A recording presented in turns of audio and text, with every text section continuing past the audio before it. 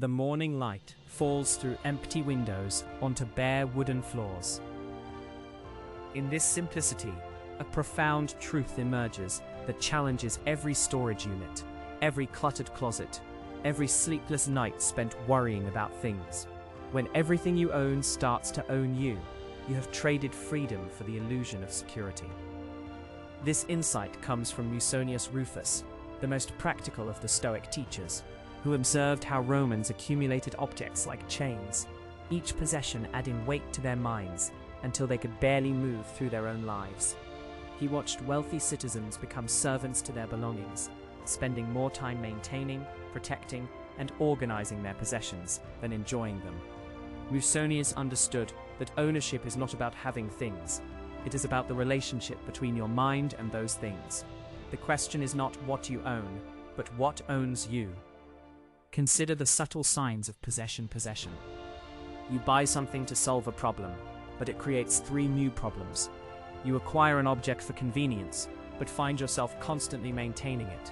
You purchase something for peace of mind, but discover it generates anxiety about theft, damage, or loss. The thing you bought to serve you now requires your service. The first teaching Musonius offered is that every possession makes a demand on your attention, not just when you buy it, but every day you own it. The expensive watch demands you worry about scratching it. The luxury car demands you stress about where you park it. The designer clothing demands you consider whether each occasion is worthy of wearing it.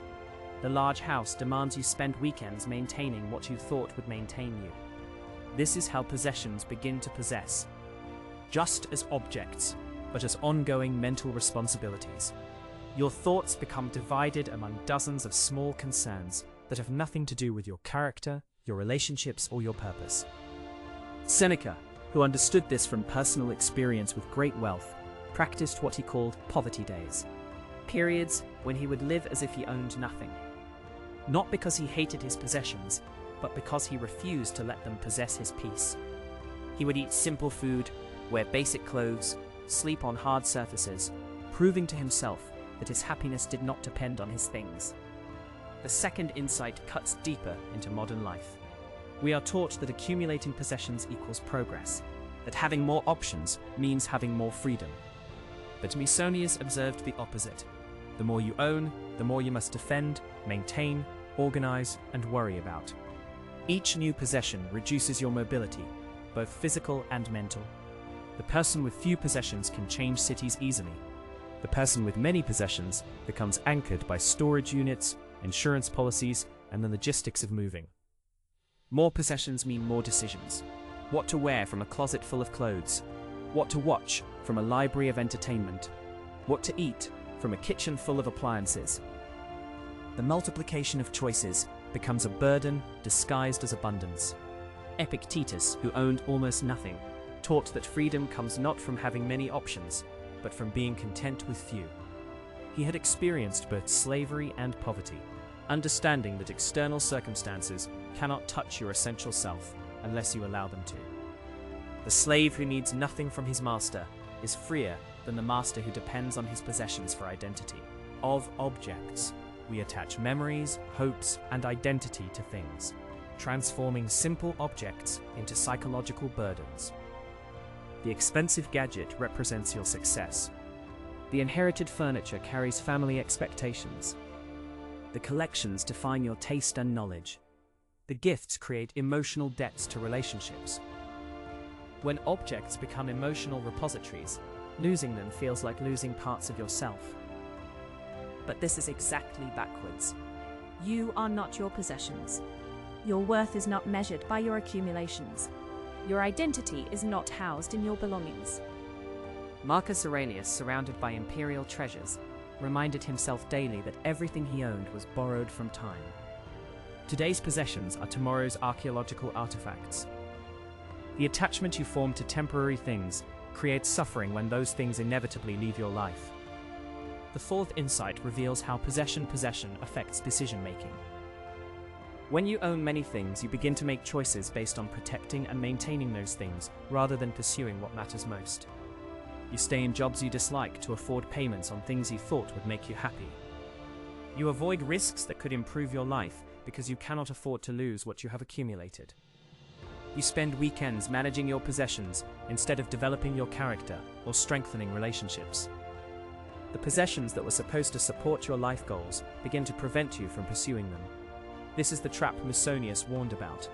When the means become the end, when the tools become the master, when the possessions possess the possessor. The fifth and most liberating teaching is that conscious ownership changes everything. This does not mean owning nothing, but owning with awareness.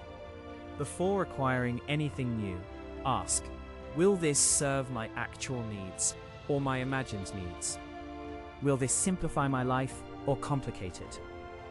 Am I buying this thing, or is this thing buying a piece of my mental freedom? Can I use this without being used by it? When you already own something, practice holding it lightly. Enjoy it while you have it, but do not let your peace depend on keeping it.